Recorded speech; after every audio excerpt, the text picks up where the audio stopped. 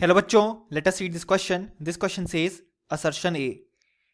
Electronic configuration of vanadium 23 3 plus ion is argon 18 3d2 and not argon 18 3d0 4s2.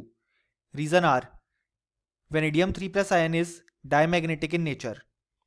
और हमारे options हैं option A both A and R true and R is the correct explanation of A.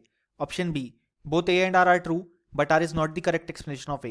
Option C, A is true but R is false. Option D, A is false but R is true. Option E, both A and R are false. So इस question में हमें assertion and reason statement given है and then हमें correct option बताना है.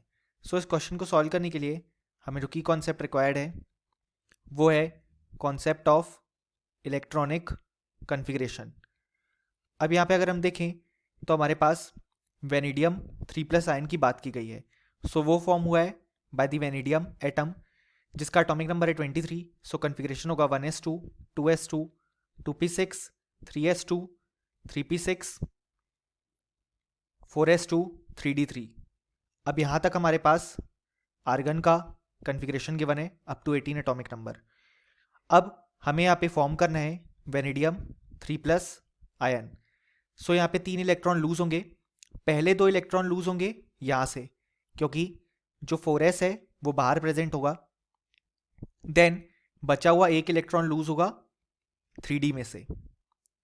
सो जो configuration होगा वो होगा आर्गन 18 3d2 क्योंकि यहां पे 4s 0 हो जाएगा और 3d3 में से 1 इलेक्ट्रॉन रिमूव होगा तो 3d2 आ जाएगा.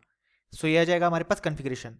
सो असर्शन कहता है electronic configuration of vanadium 3 plus is argon 18 3d2 and not argon 18 3d0 4s2.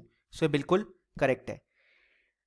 अब अगर हम बात करें तो रीजन कहता है vanadium 3 plus ion is diamagnetic in nature.